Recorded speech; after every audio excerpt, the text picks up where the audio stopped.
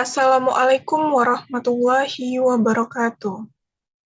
Baiklah, kami dari kelompok 7 yang beranggotakan saya Oktaviani, lalu ada Ibu Helsi Febrianti dan Ibu Rafizah Awam. Pembahasan pada kesempatan kali ini yaitu mengenai Directive Informational Behaviors atau perilaku informasi direktif.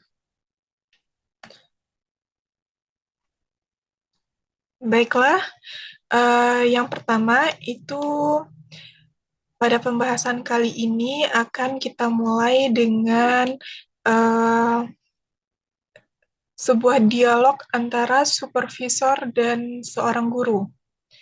Di sini, supervisor mengatakan bahwa kesimpulan dari apa yang diamatinya adalah terdapat 7 dari 26 siswa yang memiliki sedikit keterlibatan dalam diskusi atau tanya jawab.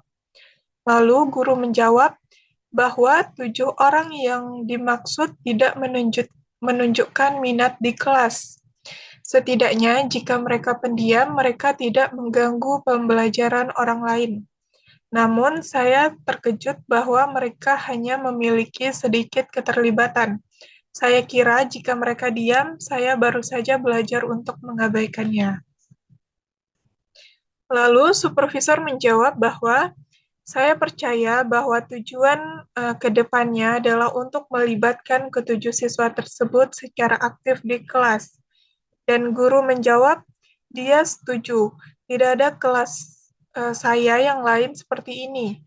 Jika saya mengetahui bagaimana melakukan itu, dan ketika saya memanggil mereka, mereka tidak merespon. Ketika saya memberikan kelas topik kontroversial dalam sejarah Amerika Serikat, sebagian besar siswa langsung masuk. Tetapi Sheila, Aliendra, dan yang lainnya menjadi diam, cekikikan, dan sepertinya tidak peduli. Selanjutnya, supervisor menjawab, baik, berdasarkan pengalaman saya sendiri sebagai guru dan apa yang saya lihat dari orang lain dengan siswa yang tampaknya apatis, izinkan saya memberi Anda daftar tindakan yang mungkin dapat dilakukan. Pikirkan tentang mereka dan tentukan mana yang pantas untuk dicoba. Pertama, Anda dapat membuat kontrak individu dengan masing-masing dari 7 siswa tersebut bahwa mereka diharapkan untuk berpartisipasi setidaknya 2 kali di setiap kelas dan dapat memperoleh poin pekerja rumah tambahan untuk partisipasi mereka. Kedua, Anda mungkin pindah ke sudut-sudut ruangan yang gelap selama sesi tanya-jawab. Disinilah sebagian besar anak-anak yang tidak berpartisipasi ini duduk. Dalam rencana pelajaran Anda, buatlah catatan untuk memanggil setiap siswa ini setidaknya sekali. Kehadiran fisik Anda yang dekat dengan mereka mungkin bisa membantu. Ketiga, ketika Anda tahu bahwa topik yang akan diperkenalkan bisa menjadi kontroversial, Anda mungkin mempersiapkan siswa dengan menggunakan format pembelajaran kooperatif. Bagilah kelas menjadi kelompok-kelompok yang terdiri dari 3 orang, masing-masing peserta yang tidak aktif dengan 2 peserta aktif, dan mintalah setiap kelompok untuk merumuskan posisi kelompok, dengan setiap anggota bertanggung jawab untuk melaporkan posisi tersebut. Pantau kelompok saat mereka bekerja, dan pada waktu diskusi, sesekali panggil peserta yang tidak aktif untuk berbicara mewakili kelompok. Apa pendapat Anda tentang kemungkinan ini? Baik, itulah dialog antara supervisor dengan guru, sebagaimana untuk pembuka pada materi kita pada hari ini. Selanjutnya itu ada pengertian dari supervisi dengan pendekatan direktif. Pendekatan supervisi direktif merupakan pendekatan terhadap masalah secara langsung, yakni supervisor memberikan arahan langsung kepada anggota, dan pendekatan ini dilakukan dengan perilaku supervisor yang menjelaskan, menyajikan, mengarahkan, memberi contoh, menerapkan tolak ukur, dan menguatkan. Dan perilaku-perilaku supervisor pada pendekatan direktif ini akan dibahas lebih lanjut pada pemateri selanjutnya. Berikutnya itu ada pengertian pendekatan direktif menurut Manja yang dikutip oleh Indah Aminatus, mengatakan bahwa pendekatan direktif adalah teknik pendekatan terkait masalah yang bersifat langsung.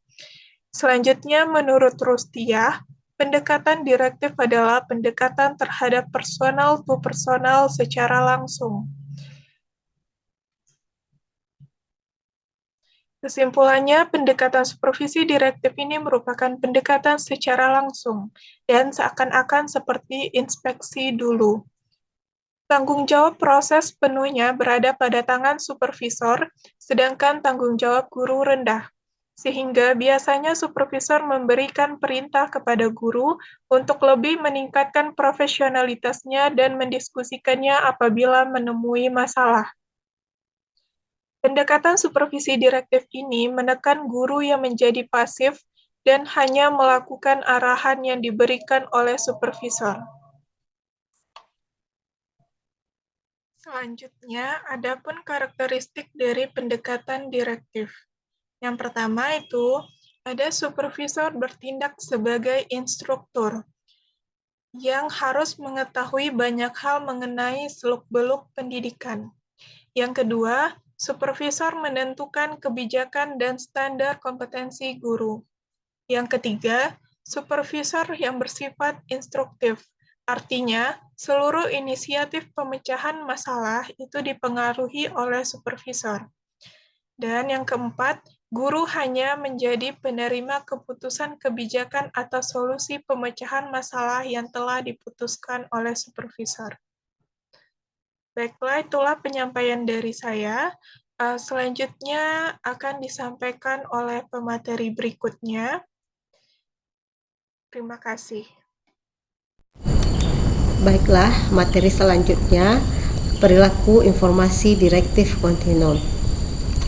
Berdasarkan percakapan di atas antara supervisor dan guru, kita bisa melihat bahwa melalui pengamatannya telah menentukan tujuan kelas yang jelas untuk guru dan mengarahkan guru ke bagian kegiatan-kegiatan yang dia yakini memiliki tingkat probabilitas tinggi dalam mencapai tujuan. Kemudian pengawas tetap menjadi sumber informasi tetapi selalu meminta pertimbangan umpan balik guru.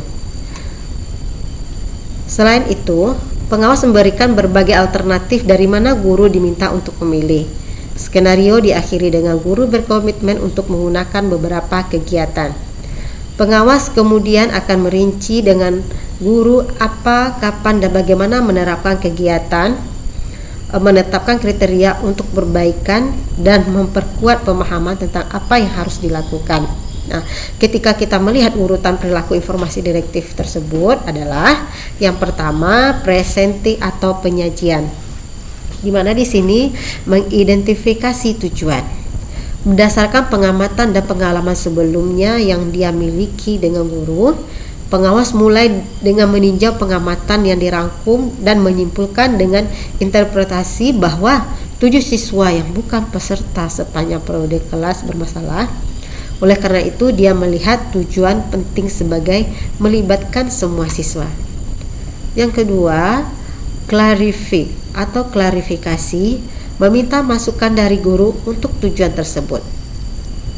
Pengawas berhati-hati untuk tidak bergerak terlalu cepat ke fase perencanaan sampai dia memeriksa untuk melihat apa yang dipikirkan guru tentang interpretasi dan tujuannya. Guru itu terkejut, setuju, dan menjelaskan mengapa ketujuh siswa ini diabaikan.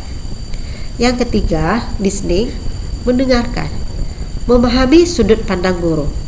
Pengawas mendengarkan untuk menentukan apakah guru menerima tujuan sebagai hal yang penting atau jika dia perlu memberikan penjelasan lebih lanjut. Yang keempat, problem solving, pemecahan masalah. Secara mental, menentukan kemungkinan tindakan. Supervisor telah memikirkan beberapa tindakan alternatif yang mungkin dipertimbangkan oleh guru. Ketika guru menjelaskan alasan siswa tidak terlibat dan apa yang telah dilakukan, supervisor secara mental bersiap untuk menjelaskan tindakan atau saran alternatif. Yang kelima, directing, mengarahkan, memberitahu alternatif untuk dipertimbangkan. Pengawas dengan hati-hati mengatakan tindakan alternatif sebagai kemungkinan berdasarkan pengalaman dan pengetahuannya agar guru menilai, mempertimbangkan, dan merespon. Selanjutnya yang keenam, listening, mendengarkan. Meminta guru untuk masukan ke dalam alternatif. Pengawas meminta guru untuk bereaksi terhadap sarannya. Guru memiliki kesempatan sekarang untuk memberikan informasi kepada pengawas untuk memodifikasi, menghilangkan, dan merevisi sebelum menyelesaikan pilihan. Yang ketujuh, direktif atau mengarahkan, menyusun pilihan akhir. Dalam cara yang langsung, pengawas menjabarkan apa yang bisa dilakukan guru. Jadi dalam analisis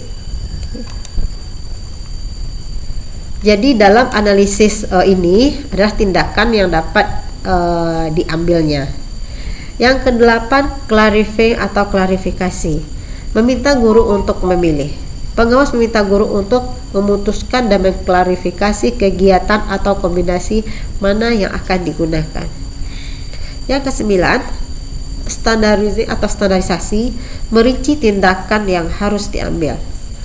Pada titik ini, supervisor membantu guru dalam mengembangkan spesifikasi kegiatan, yaitu memperkenalkan pembelajaran kooperatif, mengatur bertiga, mengidentifikasi satu topik kontroversial, coba selama 15 menit, dan seterusnya, dan kriteria untuk sukses. Selanjutnya, yang ke-10, reinforcing atau penguatan, mengulangi dan menindaklanjuti rencana.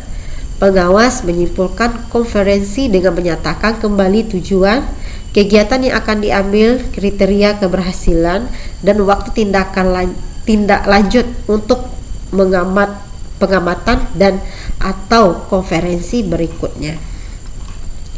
Selanjutnya, membandingkan antara direktif kontrol dan direktif informasional. Membedakan antara kontrol direktif dan perilaku informasional direktif, terutama ketika mempraktekkan perilaku yang berbeda selama bermain peran. Ini tidak mengherankan karena sering ada garis tipis antara mengendalikan dan bahasa informasi. Namun garis tipis itu sangatlah penting. Pengawas menggunakan perilaku kontrol direktif diibaratkan dengan seorang hakim atau polisi yang memberikan arahan yang harus diikuti. Meskipun analoginya akhirnya rusak karena kita tahu tidak ada aturan di mana guru langsung masuk penjara karena gagal mengikuti saran pengawas untuk instruksional perbaikan. Di sisi lain, pengawas yang menggunakan perilaku informasi direktif dapat dibandingkan dengan dokter atau pengacara yang memberikan saran ahli kepada pasien atau klien. Orang yang menerima saran tidak harus mengikutinya, tetapi jika mereka menghormati ekspektasi profesional yang memberikan saran, mereka mungkin akan menyimpulkan bahwa ada kepentingan terbaik mereka untuk bertindak secara profesional. Selanjutnya, masalah dalam directive informational approach. Siapapun yang menggunakan pendekatan informasi direktif menyadari tingkat keahlian yang ia miliki ketika menggambarkan pilihan yang tersedia untuk orang lain. Ketika supervisor menempatkan dirinya dalam peran sebagai ahli, masalah kepercayaan dan kredibilitas sangat penting. Pengawas harus yakin bahwa ia tahu praktik apa yang akan bekerja dalam membantu guru. Karena ketika guru memilih untuk menggunakan satu atau lebih dari saran pengawas, orang tersebut pada akhirnya bertanggung jawab atas keberhasilan atau kegagalan berbagai praktik yang akan dilakukan. Demikian penyampaian materi dari saya. Baiklah, saya Helsi Febrianti akan melanjutkan pembahasan materi mengenai kapan harus menggunakan perilaku informasi petunjuk. Nah, arahan perilaku informasi berkisar pada keahlian, kepercayaan diri, kredibilitas, dan pilihan terbatas. Karena itu, mereka harus dipekerjakan dalam keadaan berikut ini. Yang pertama, ketika guru berfungsi pada tingkat perkembangan yang cukup rendah. Kedua, ketika guru tidak memiliki pengetahuan tentang masalah yang dimiliki oleh pengawas. Ketiga, ketika guru merasa bingung tidak berpengalaman atau bingung apa yang harus dilakukan, dan supervisor tahu praktek yang berhasil. Keempat, ketika penyelia mau bertanggung jawab atas apa yang dipilih guru untuk dicoba. Kelima, ketika guru percaya bahwa penyelia itu kredibel, yaitu seseorang yang memiliki latar belakang dan kebijaksanaan untuk mengetahui dari mana dia berbicara. Terakhir, ketika waktunya singkat, hambatannya jelas, dan cepat, tindakan nyata perlu diambil. Materi selanjutnya mengenai bergerak dari direktif informasional menuju perilaku kolaboratif. Dalam pengawasan informasi direktif, guru atau kelompok diberikan beberapa pilihan, tetapi penyelia masih memikul tanggung jawab utama dalam mengambil keputusan.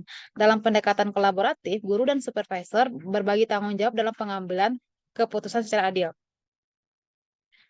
Gerakan dari informasi direktif ke kolaborasi adalah masalah derajat. Pengawas dapat memulai gerakan itu dengan menyarankan tujuan peningkatan pembelajaran, meminta guru atau kelompok untuk menyarankan satu atau dua kegiatan untuk bergerak ke arah tujuan, dan kemudian menyarankan rencana tindakan terperinci yang menggabungkan beberapa tindakan guru atau kelompok yang diusulkan. Semoga pengawas pada akhirnya dapat memasuki hubungan kolaboratif penuh dengan guru. Materi selanjutnya, refleksi kritis pengawasan informasi direktif. Mempertimbangkan pertanyaan-pertanyaan berikut dapat membantu penyelia dalam merefleksikan secara kritis penggunaan perilaku informasi terarah. Pertama, apakah interaksi saya dengan guru atau kelompok benar-benar bersifat informasi daripada mengendalikan? Baik dalam hal bahasa teknis yang saya gunakan dan lingkungan keseluruhan yang saya buat. Kedua, apakah guru atau kelompok memberikan tindakan alternatif untuk dipertimbangkan yang didefinisikan dengan jelas, tetapi juga memberikan pilihan yang bermakna. Yang ketiga, apakah pendekatan informasi direktif menghasilkan konsekuensi yang tidak diantisipasi? Dan yang terakhir, apakah pendekatan informatif direktif bekerja dengan baik dengan guru atau kelompok elis? Apakah pendekatan lain akan bekerja lebih baik? Materi terakhir mengenai sasaran pendekatan direktif. Menurut Bridgman,